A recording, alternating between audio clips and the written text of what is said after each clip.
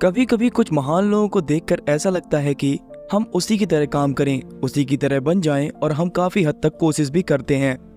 मगर ऑथर इसका एकदम उल्टा बोल रहे हैं। वह कह रहे हैं हमें महान लोगों का अनुसरण नहीं करना चाहिए, यानी उनको फॉलो नहीं करना चाहिए, क्योंकि सभी की परिस्थितियां समान नहीं होती। क्या हो अगर आप उस महान व्यक्ति से भी ज़्यादा महान बन सकते हो? सोचिए क्या होगा अगर आपने उसे कॉपी करना शुरू कर दिया तो? इसका जवाब मैं बताता हूँ। जिस तरह सोना और पीतल दोनों समान होते हैं, मगर उनकी कीमत में ज़मीन आसमान का फर्क होता है, उसी तरह कहीं आप केवल पीतल बनकर न रह जाएं। इसलिए ये वीडियो ध्यान से देखिए। अब सवाल ये आता है, क्या हम लोगों से सीखना बंद कर दें? क्या हमें प्रेरणा लेना बंद कर देना चाहिए? नहीं, ऐसा बिल्कुल भी नहीं है। इसका एक सही तरीका है, जिस तरीके के बारे में ऑथर ने बताया है। तो इस तरीके को जानने के लिए इस वीडियो में बने रहें। तो चलिए स्टार्ट करते हैं इस वीडियो को।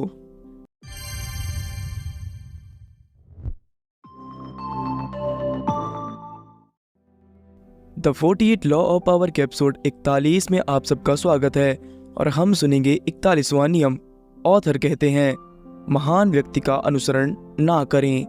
आइए इसका मतलब समझते हैं। जो पहली बार होता है वह हमेशा बाद में होने वाले से ज़्यादा अच्छा और असली दिखता है। अगर आप किसी महान व्यक्ति के उत्तराधिकारी या किसी मशहूर पिता की संतान है तो आपको उनसे ज़्यादा चमकने के लिए उनसे दोगुनी उपलब्धियां हासिल करनी होंगी, नहीं तो आप उनकी छाया में खोकर रह जाएंगे या ऐसे अतीत में उलझ कर रह जाएंगे जिसका निर्माण आपने नहीं किया है।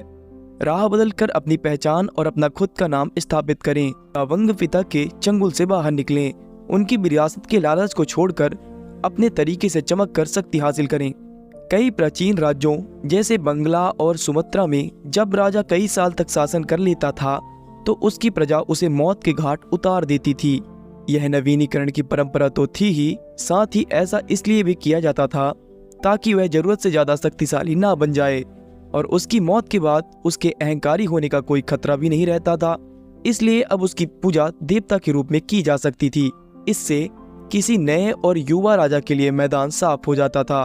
एक बात और है कि पिता के जैसे मानसिकता या शत्रुतापूर्ण नजरिया उन महान व्यक्तियों की दंत कथाओं में भी दिखाई देता है जो अपने पिता को जानते ही नहीं थे। मोजेंस जो बाद में बहुत शक्ति संपन्न बने, बुल रेस में बेसहारा पाए गए थे और उन्हें अपने माता पिता का ज्ञान नहीं था, क्योंकि उन्हें अपने माता पिता के साथ प्रतियोगिता नहीं करनी पड़ी और वे अपने पिता को जानते भी नहीं थे। इसलिए उनके पिता की कोई छवि भी उनके मशहूर होने में बाधा नहीं बनी, इसलिए वे शक्ति की ऊंचाइयों तक पहुंच सके। इसी तरह अपने जीवन के उत्तर काल में अलेक्जेंडर महान ने यह दंत कथा फैलाई कि उनके पिता फिलिप ऑफ मैसिडोन नहीं हैं, बल्कि देवता जुपिटर एमोन हैं। इस तरह की दंत कथाएं और परंपराएं असली पिता को नष्ट कर देती हैं, क्योंकि वह अतीत में विनाशकारी शक्ति का प्रतीक होता है। अतीत यानी पिता अपने युवा बच्चे को अपना संसार बनाने से रोकता है। युवक को अपने पिता के नियम का पालन करना पड़ता है, भले ही उसका पिता मर चुका हो या कमजोर हो चुका हो। हीरो को अपने पूर्वज के सामने सिर झुकाना पड़ता है और परंपरा के अनुसार चलना पड़ता है, जब तक कि वह अपना एक नया नाम नहीं बना लेता। शक्ति खाली स्थान को भरने की योग्यता पर निर्भर करती है। इसके लिए अतीत के भार को हटाकर नई जगह बनानी पड़ती है। पिता के शोहरत और नाम को छोड़ने के बाद ही आपको आवश्यक जगह मिलेगी जहां आप नई व्यवस्था जमा सकें। ऐसी कई रणनीतियां हैं जिनका इस्तेमाल करके आप ऐसा कर सकते हैं। अतीत की बातों से बचने का शायद सबसे आसान तरीका इसे छोटा बताना है, पीढ़ियों के और अपने बीच सदैव के लिए विरोध का उल्लेख करना है, युवाओं को वृद्ध के खिलाफ भड़काना है। इसके लिए आपको सीढ़ी पर लटकाने के लिए किसी सुविधाजनक वृद्ध व्यक्ति की जरूरत होती है।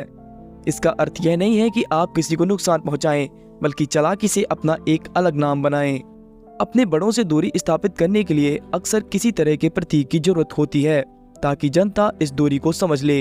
उदाहरण के लिए लुई 14वें ने इस तरह की प्रतीकात्मकता का प्रयोग किया जब उन्हें फ्रांसीसी सम्राटों के पारंपरिक महल को अस्वीकार करना पड़ा और फिर उन्होंने अपना वर्सोई में खुद का महल बनवाया। उदाहरण का अनुसरण करें, कभी अपने बड़ों की बनाई राह पर न चलें। अगर आप ऐसा करेंगे तो आप कभी उससे आगे नहीं निकल पाएंगे। आपको एक अलग तरीके और प्रतीक का प्रयोग करके अलग व अंतर को स्पष्ट रूप से दिखा देना चाहिए। यदि आपके पूर्वज सुनार थे और अब आप कुछ नया करना चाहते हैं तो वह जरूर करें। पहला होना सर्वश्रेष्ठ है।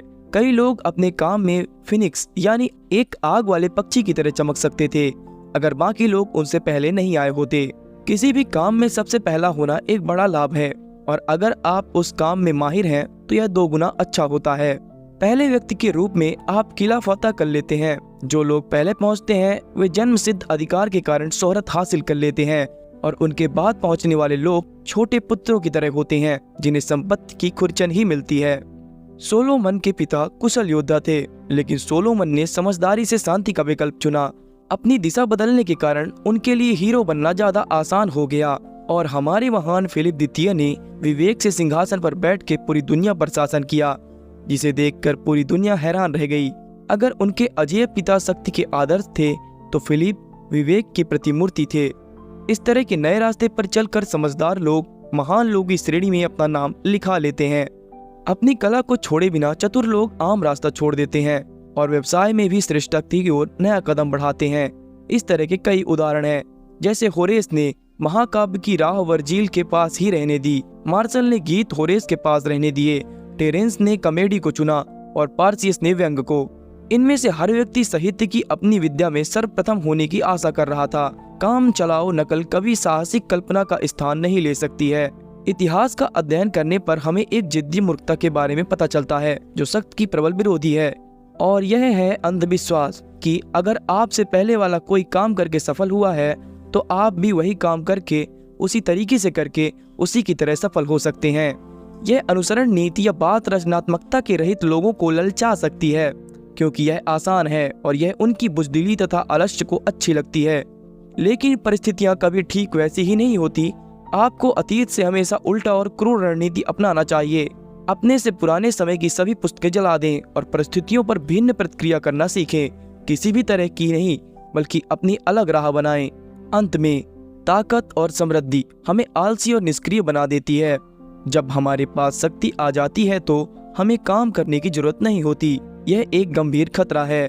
समृद्धि से मोटे और आलसी बनने के बजाय आपको मनोवैज्ञानिक रूप से फिर से पहले पायदान पर पहुंचने के लिए तैयार रहना चाहिए। हमारी शुरुआती विजय अक्सर हमें कार्टूनों में बदल देती है। शक्तिशाली व्यक्ति इस जाल को पहचानते हैं। वे लगातार बदलने के लिए संघर्ष करते हैं। अपने आप को कभी भी पिता की छाया में वापस लौटने की इजाजत नहीं देनी चाहिए, बल्कि आपको इस छाया से कोसों दूर रहना चाहिए, या हो सके तो इस छाया को खत्म कर देना चाहिए और अपने आप को और अपने पिता को साबित करने के लिए एक अलग और अपनी खुद की छाया का निर्माण करना चाहिए। पिता वह अपने बच्चों पर विशाल छाया डालता है। वह उन्हें अतीत की डोर से बांधे रखता है। वह अपनी युवा भावना को दबाता है और उन्हें उसी बोझिल रास्ते पर चलने के लिए विवश करता है जिस पर वह खुद चला है। उनकी चालें बहुत सी हैं। हर चौराहे पर आपको अपने पिता के प्रभाव को छोड़ना चाहिए और उनकी छाया से बाहर निकलना चाहिए। इस पर विशेषज्ञ की राय है कि किसी महान व्यक्ति का अनुसरण ना करें। उससे आगे निकलने के लिए आपको 2 गुना हासिल करना होगा। जो लोग अनुसरण करते हैं उन्हें नकलची माना जाता है। चाहे वह कितनी ही मेहनत करें, वे उस छवि से नहीं उबर पाएंगे। शोहरत का आधुनिक मार्ग खोजना एक असाधारण योग्यता है। लोकप्रियता पाने की बहुत सी राहें हैं, जिनमें से कई पर ज्यादा लोग नहीं चले हैं। सबसे नई राहें कठिन हो सकती हैं, लेकिन वे अक्सर महानता का शॉर्टकट होती हैं। ओके, वीडियो पसंद आई तो लाइक करें और सक्सेस के लिए सुनते रहें राइडेज वी बुक विथ मी।